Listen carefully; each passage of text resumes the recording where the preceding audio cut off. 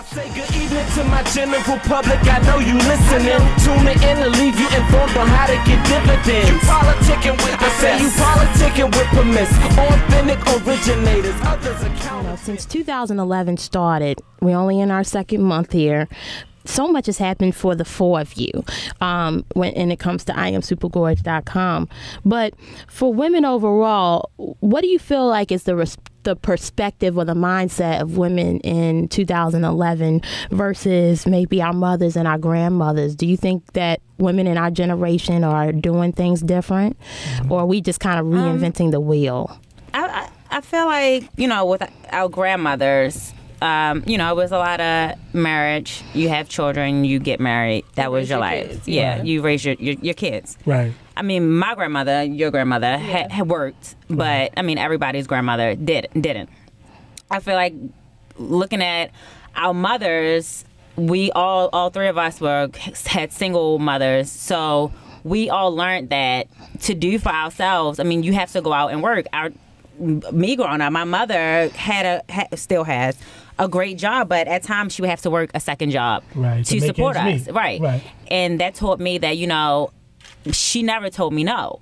So, and I never want to tell my son no. So I have to go out here and grind. And I feel like that's the mindset of women now. We realize that we have to go out here and do things for ourselves. I feel like back in the day, like I said, you got married, your husband took care of you, which is fine. I mean, my husband takes very good care of me. Shout out to my husband, DJ Quicksilver.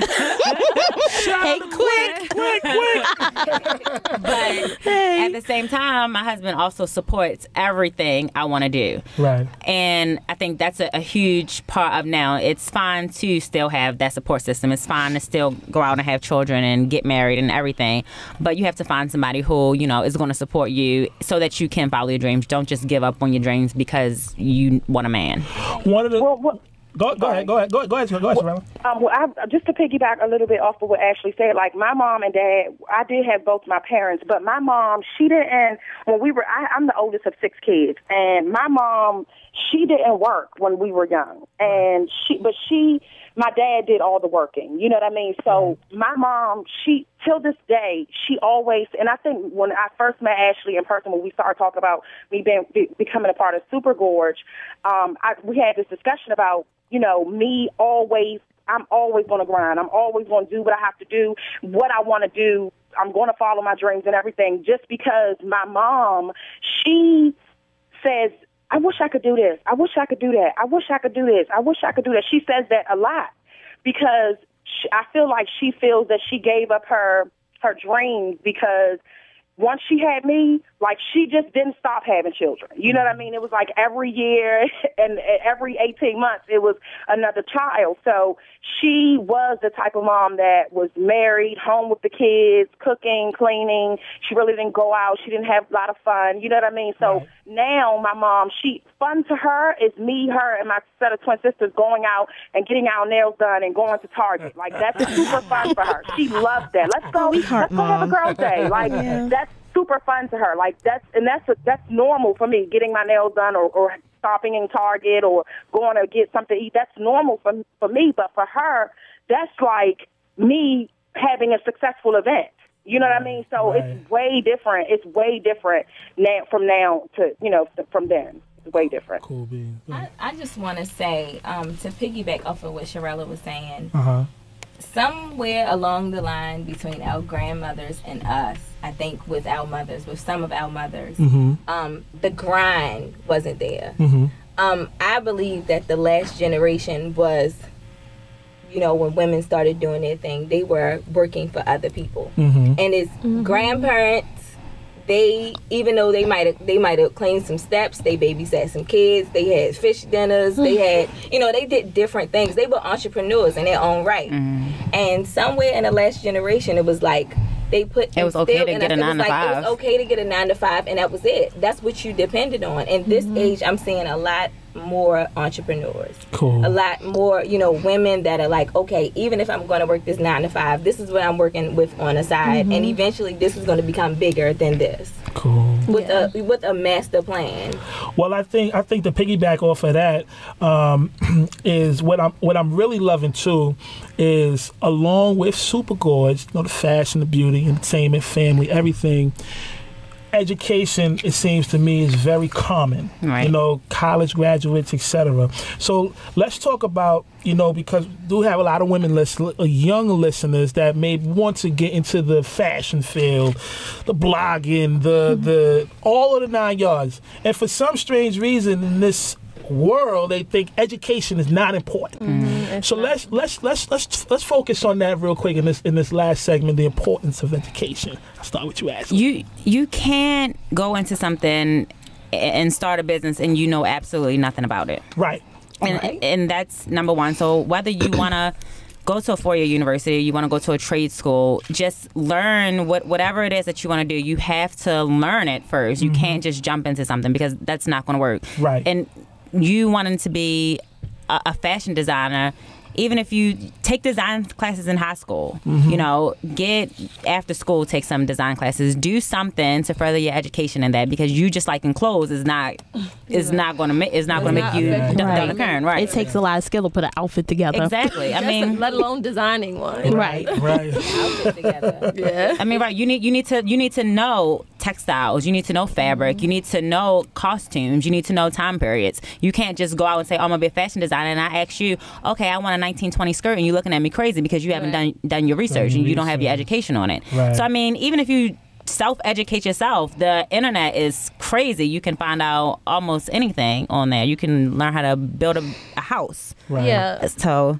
like education, that term means something different to everybody. Like, people can be self-taught, which is completely okay. But a lot of the times these days, people aren't even taking the time to become self-taught. It sounds good to say, I'm going to do this, I can be that. But you're at the club every day. You're on Facebook all day, every day. 13 years old, I can't stand it. I mean, it's like they don't have any direction. Like, I mean, not all of them. I'm not saying all children, but it's really unfortunate to me that, at 15, 16, 17, you don't know what the next step is in your life. And then you become a 25-year-old who doesn't know what the next step is in life. And it's so unfortunate to me, like Ash said, if you don't study, if you don't go to college, if you don't learn something about yourself, first and foremost, you're not going to get anywhere. When I was in college, I learned so much about myself, not necessarily the degrees, but more the fact that I was able to become involved in the organization, the president of this, the vice president of that, the secretary of this. And it really put me in a place where now I'm able to contribute to a business and to learn things from other people and teach people other things. And without those experiences, I wouldn't be who I am. Right. And also teach you to earn money and save it the right way and be financially stable, right? Absolutely. Tiana. I would say that education, in my house, education is very important. And that's something that is instilled in you at a young age. That's something that my mother, she had me when she was 15.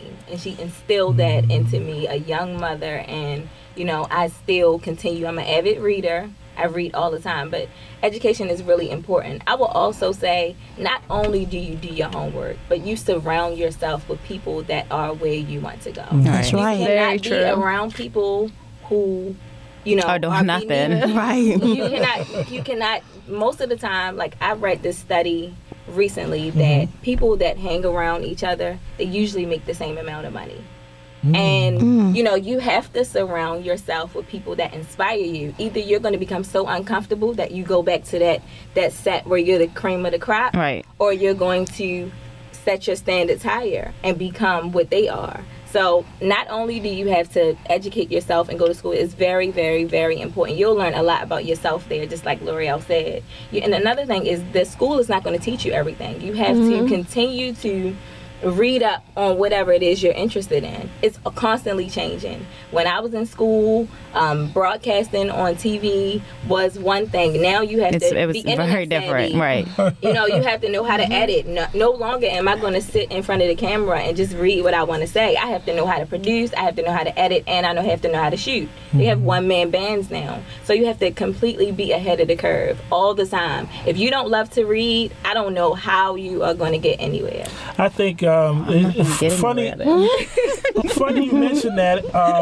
It's the same my grandmother used to say is, as you rise higher, the people who you used to be around, you'll find that they'll start to wither in the sand. Yeah. Nothing personal. Yeah, but, it's not. Gotta make moves. I say it all the time that I hate the saying "it is what it is," but sometimes it just is what it is. Right? You outgrow certain people, and like Tiana said, and like you just said, premise. You outgrow people. If they're not moving with you, then they're gonna get left behind. Absolutely. And you don't have to cut them off. One thing that I'm not going to do as an adult is drag somebody. Right. Drag somebody to do something they don't want to do. If you want to have 10 kids and be on governmental assistance and not work anywhere, that's good for you. I'll call you and check on you every now and again. We may even be able to go out to dinner as long as you can pay for yourself. I'm about to say, they can't pay for no dinner. But we can't. I mean, you just pray for them. Yeah, you just have to pray for them. But then, some people you know forever. Like Tiana and I have known each other for... I'm not gonna say how long. Yeah. I mean, y'all act like we're 90.